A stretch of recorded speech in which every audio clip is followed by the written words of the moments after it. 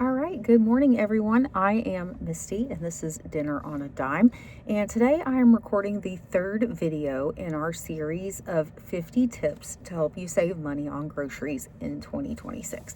So this is kind of a five-part journey that I'm going on here to give you a lot of information that you will find really helpful if you'll put it into place in your life on a day-to-day basis, okay? And so if you haven't seen videos 1 and 2, go back and watch those. And then so that you don't miss the future videos in this series, make sure you like the video, subscribe to the channel, drop a comment, and then most importantly, ring that little notification bell, and that way YouTube will make sure to let you know when future videos come out. All right, so I'm going to start by saying that I already recorded this video one time, and I just wasn't happy with how it came across, and so I am re-recording this one. This section is not my favorite section, okay? My favorite section revolves around like actual strategies to your shopping and your patterns and things like that. This one's leaning a little more into the financial aspect of grocery shopping, and while that's important to saving money on groceries, some of these tips are not my favorite to talk about because they do ruffle some feathers. And so guys, stick with me and do leave me some comments on this one because I know people are going to have opinions on it, okay? And so I'm expecting that, and I would love to talk to you guys in the comments, and I'll kind of go through my thoughts on some of these as we go. And I recorded it the first time, and like I said, I just wasn't happy with it. So hopefully this go around is going to be a little smoother. So the first one is join a cashback or a rebate app, okay? It is 2026. And I want you to understand a couple of things going into this section. Number one is stores are already tracking your purchases, okay? Everything that goes into a cash register is being tracked and monitored, okay? Lots of people don't want to join things like cashback programs or rebate apps or loyalty programs because they don't want to give their data away to these companies. Here's the thing though, it's already being tracked by the store. And if you aren't participating in these things, you are the one losing money. You're the one losing rewards that you could be gaining if you chose to participate and to sign up, okay? So while yes, if you're not putting any data into the register, they don't know Misty Scott bought it, but they know someone did. And so they're still tracking it. And I will tell you from being in the grocery industry myself in the past, I have not seen where any company is using this for anything other than like marketing tactics, knowing where they need to place items in the store, knowing how much of a product is being bought, targeting offers on things that you might want to try or things that you're already buying. And so I haven't seen a bad side of this. If you are in an industry where you know or you do see the bad side of it, please share that with us because I would be curious to hear from the opposite side of the aisle on this one. But personally, I do use a cashback app. It is Ibotta. That is the only one that I use. Now, if I hear about some great, amazing deal online with one of the others, if it is worth my time and I'm going to get my money back right then, I might go ahead and like download it and go do that particular offer. But on a day-to-day basis, I only use Ibotta. And here's the big thing. Only buy the offers that you were already going to buy, even if you didn't have an Ibotta cashback for it, okay? Because if you don't, you're going to be spending a lot more money to buy a lot more products to close out offers on Ibotta. And then for points, I use Fetch just because I can scan my receipt. I don't have to do any work on it. It gives me points based off of what I'm already buying, and then I can trade them in for gift cards. And I have traded in since I've joined. I think I've been a member there like 2.5 years. I think I've got 4 gift cards to different restaurants and 4 gift cards to Walmart. So it has been worth my while to use those services, okay? And like I said, they're tracking things whether I participate in the process or not, so I might as well be rewarded for being a part of it. All right, so number 2 is join your store's loyalty program. Again, I put these back to back because this is where people may have a major hang up. So if you don't want to join your store's loyalty program, be on the lookout for other ways that you can get their coupon deals. There are other ways out there. Sometimes you can simply ask at the register and they have a barcode that they can scan, or they can get a manager to come put in a code. There are stores like Kroger that are kind of taking a step back. And so they even have sheets as you go in at some of their stores where you can pick it up, and any of the deals that are on that sheet, you scan the barcode and those deals will come off. So it's up to you, but I am also a member of my store's loyalty program because I get best customer bonuses. I get a coupon for a free item at least once a month. So there are lots of rewards for me for being a member of the loyalty program. All right, so number 3, this is one that unfortunately I don't really get to take advantage of. Use price matching wherever it's available. So it's not available at any of my local grocery stores. Like, price matching is just not a thing anymore. So if it is a thing where you shop, great. Make sure you are taking advantage of that. Now, my brother does a lot more retail shopping than I do. Most of my retail shopping revolves around groceries. Or car parts for my husband restoring a vehicle usually. And so it's not anything where price matching really becomes a big deal. Now, we do price compare so that we know we're spending our money, spending the least amount of money that we can. But price matching is not really a thing. But my brother, who does a lot more retail shopping than me, he is very aware of the policies at the different stores he shops at. And so he will watch, and if he finds a cheaper price within X amount of time, he is not afraid to go back to that store and say, hey, you have to honor this price. And he does that. So just be aware of what stores in your area might offer that, and make sure you take advantage of it if there is a store in your area that does. And if you have a store in your area that does, drop us what state you're in and what store it is, and that way people will know that price matching is still available there. All right, the next one is sign up for rebate programs. Now, this is another one that isn't a huge thing where I live, okay? There aren't a lot of rebate programs here, mostly rebate apps, right? But if you find a good rebate program, or you find in the store, like, a $10 rebate on something, but you have to make a copy of your receipt and you have to mail it in and all of that, it is worth your time to do that in order to get that rebate. Again, the goal there is don't leave any money on the table, right? You want to get back every penny of your purchase that you can. And if you don't send it in, then you're just wasting money. You're blowing money.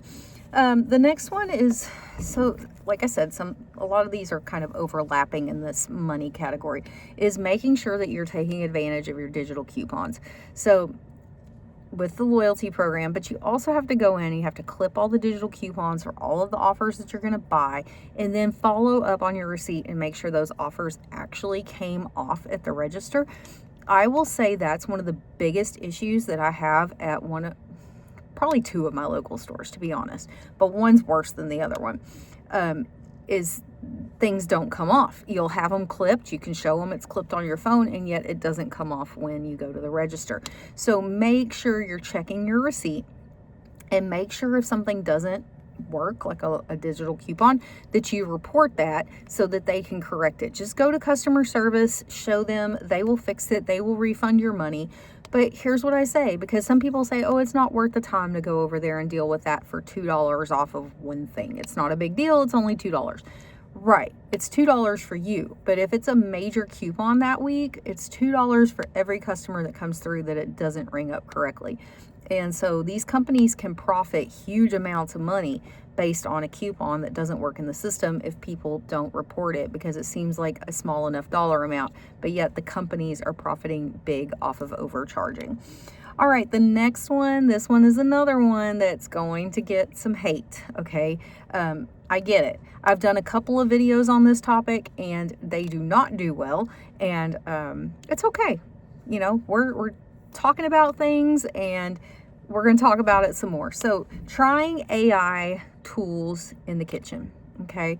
So using AI to find the best deals, using AI to place your grocery orders, using AI to plan your meals, all of those sorts of things. I hear you guys loud and clear. Trust me, that a lot of people, not you, but a lot of people don't like the water usage, the power usage. I watched a documentary recently on these data centers where they are causing lots of issues for neighborhoods that they are very close to. And so I understand there are a lot of concerns around AI. It uses a lot of resources. So do with this one what you will, okay? If you're someone that's super into AI, go for it. If you're someone that's super against AI, don't go for it, okay? What I will say is I don't use a whole lot of AI. What I primarily use are apps, okay? Like I will use a inventory app, and that inventory app helps me with a lot of things. Not only knowing what I have in stock, knowing what's coming up is expiring, knowing what I need to use. It gives me meal planning ideas. It kind of gives me a hint of like, hey, here's what you need to reorder. Let's see if I can get my light to come back on today. Nope. Sometimes in this box, my light doesn't work. There it goes. All right. So use that one. Do with it what you will. Okay. The next one is make sure you're using some sort of grocery budget tracking system, okay? It can be the envelope system where you're writing every purchase on the envelope and subtracting it. You can use a notebook. You can use an Excel spreadsheet. You can use a grocery budgeting app. However you want to do it, make sure you're tracking your grocery budget through some means, okay? And the reason why here is if you don't, you're going to get to the end of the month and you're going to go add up all of your receipts and you are going to have spent more than you thought you did.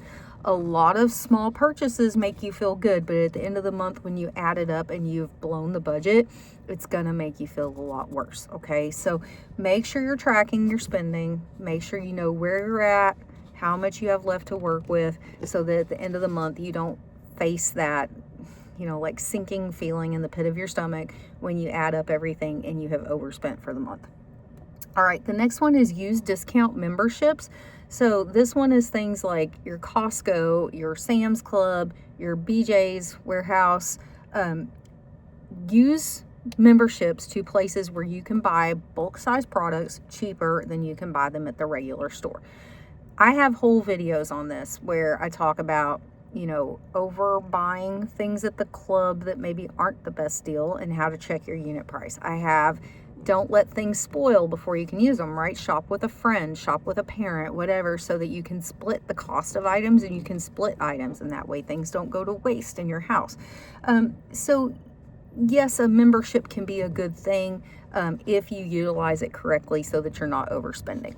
Now, one thing I would love to see some comments about on this one is BJ's in particular. We are getting the first BJ's in Texas, in my town, my little town, and I think it opens like May 8th.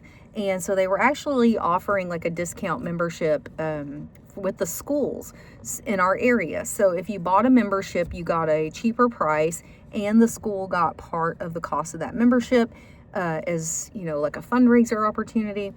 And the membership doesn't actually start until the place opens. So I'm curious, I want you guys to let me know, do you like shopping at BJ's? How are the prices at BJ's? Is it comparable to like the items you find at Sam's? So like name brand items and their brand items, or is it something like Costco that's got a lot of like just one exclusive brand that BJ's makes?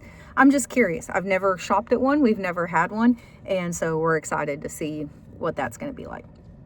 All right, the next one is enable store app notifications so that you get notifications like when you're in the area. If they're having a sale, it'll pop up a notification. If they are having a sale on a product it knows that you normally buy, it'll pop up a notification so that you're not missing out on those deals. This isn't so much a big one for grocery stores in my area, although I do get them from time to time. Like if I'm next door to Tom Thumb, sometimes it'll pop up and say, hey, Tom Thumb's got this deal going on.